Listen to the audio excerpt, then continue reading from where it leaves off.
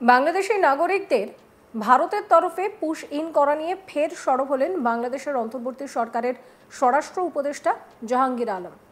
তার মতে সীমান্তে পুশ ইনের সংখ্যা বেড়েছে, এই জন্য আমরা প্রতিবাদও করেছি। একই সঙ্গে তিনি বলেন যে যারা বাংলাদেশি তারা আমাদের ভাই, তাদের ক্ষেত্রে আমরা ভারতকে বলছি তোমরা প্রপার চ্যানেলে পাঠাও। আমরা যেমন অন্য দেশের যারা অবৈধভাবে দেশে থাকেন তাদের বিষয়ে একটা প্রপার চ্যানেলে পাঠায়, কিন্তু ওনারা এটা করছেন না। যদিও তারা এইভাবে নাগরিকদের যদি চ্যানেল করে পাঠায় তাহলে আমরা গ্রহণ করব। এখন প্রশ্ন হলো যে আমরা কাদের পুশ ইন করি? বাংলাদেশ সীমান্ত পেরিয়ে ভারতে প্রবেশ করে অনেকেই কিন্তু রাজ্যে লোকাল ট্রেনে করে বাড়িতে পরিচারিকার কাজ করেন, অনেকে আবার অন্য কোথাও কাজ করছেন, অনেকে আবার ভুয়ো নথি দিয়ে ভারতীয় পরিচয়পত্র বানিয়ে ফেলছেন। প্রশ্ন হচ্ছে আমরা তো আর বৈধ উপায়ে ভারতে প্রবেশকারী কোনো বাংলাদেশি নাগরিককে পুশ ইন করছি না, কিন্তু বাংলাদেশ যদি এই কাজটা করতে যায় যে তাদের দেশে থাকা ভারতীয়দের এদেশে পুশ ইন করতে চায়, তাহলে কাদের করবেন? বাংলাদেশে যে ভারতীয় ব্যবসায়ীরা যান বা ভারতীয় কূটনৈতিকরা রয়েছেন তারা কিন্তু বৈধ নথি অর্থাৎ ভিসা নিয়ে সেখানে রয়েছেন, তাহলে কি তাদের ভারতে পুশ ইন করবে বাংলাদেশ? কি বলছেন জাহাঙ্গীর আলম, শুনুন। সীমান্তে পুশিং এর সংখ্যা বেড়েছে, এই জন্য আমরা প্রতিবাদও করেছি। বাট যারা আমাদের দেশি, আমাদের বাংলাদেশি, যেহেতু আমাদেরই ভাই, তাদের ক্ষেত্রে আমরা বলছি ভারতকে যে তোমরা প্রপার চ্যানেলে পাঠাও। আমরা যেমন যারা অন্যান্য দেশে যারা আমাদের দেশে অবৈধভাবে থাকে তাদের আমরা কিন্তু প্রপার চ্যানেল একটা আছে ওইটা ভাবে পাঠাই, বাট ওনারা এটা করতেছে না। বাট এই জন্য আমরা তাদের বলতেছি যে তোমরা প্রপার ভাবে পাঠাও।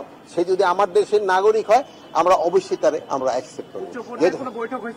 এই ব্যাপারে আমাদের লেভেলে হয়েছে, ফরেন মিনিস্ট্রি তো তারা যোগাযোগ করতে। আমাদের সীমান্তে কোনো ধরনের নিরাপত্তার কোনো অভাব নেই। আমরা আমার জনগণ সম্পূর্ণভাবে নিরাপদ এবং সীমান্ত সম্পূর্ণ নিরাপদ। আমার বাহিনী সবসময় যে কোনো পরিস্থিতি মোকাবেলা করার জন্য প্রস্তুত আছে। কোন রকমের অশান্তি এখানে বর্ডারে হবে না, আল্লাহ দিলে।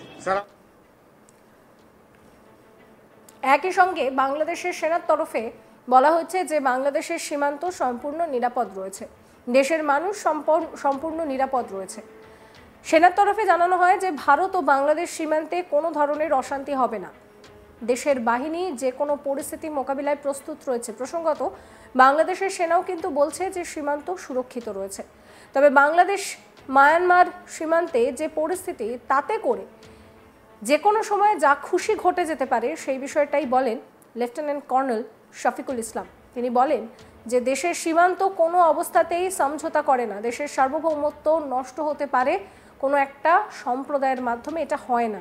এরপর তিনি বলেন যে বাংলাদেশ ও মিয়ানমারের সীমান্ত পরিস্থিতি জটিল হয়ে রয়েছে, এখানে মিয়ানমার সরকারের অস্তিত্ব বিলীনের পথে। আরাকান আর্মি রাখাইন প্রদেশের প্রায় 90% দখল করে নিয়েছে। আরাকান আর্মিও কোনো অথরাইজড সংগঠন নয়। যে কোনো সময়ের তুলনায় বর্তমানে বাংলাদেশ মিয়ানমার সীমান্তের পরিস্থিতি যথেষ্টই সংবেদনশীল। যে কোনো সময়ে যদি কোনো ঘটনা ঘটে তাহলে তার জবাব দেওয়ার জন্য বাংলাদেশ সেনা প্রস্তুত রয়েছে।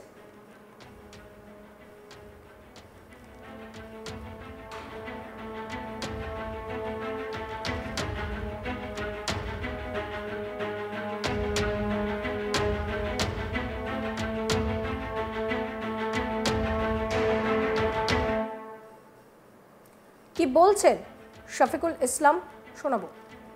আমি এক লাইনে যদি উত্তর দিতে চাই, অবশ্যই আমরা কম্প্রোমাইজ করিনি বর্ডার, এবং যতক্ষণ পর্যন্ত আমাদের গায়ে বিন্দুমাত্র শক্তি থাকবে, will never compromise that. This is our country and will protect it at any cost.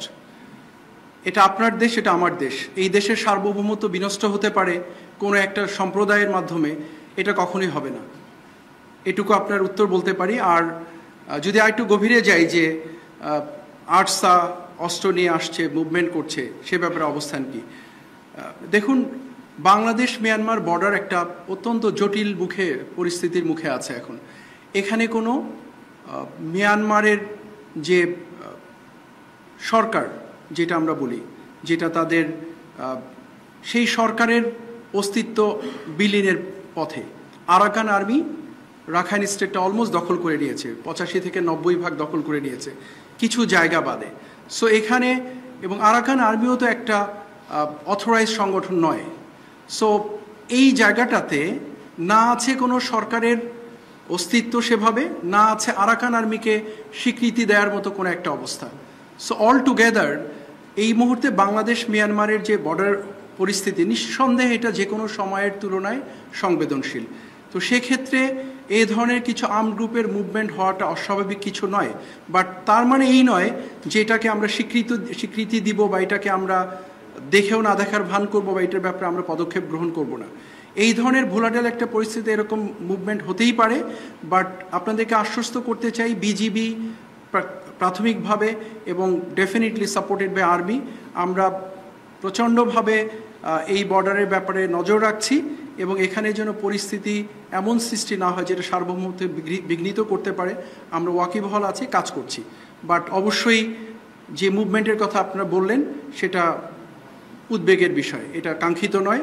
But যদি আপনারা স্বাভাবিক পরিস্থিতির থেকে বর্তমান পরিস্থিতির প্রেক্ষাপট বিবেচনা করেন, সেক্ষেত্রে আপনাদেরকে প্রশ্ন করতে চাই যে এরকম একটা মুভমেন্ট হওয়াটা কি খুব বেশি অস্বাভাবিক কিনা। যদি আপনার উত্তর পেয়ে থাকেন, I am sure I have given my answer.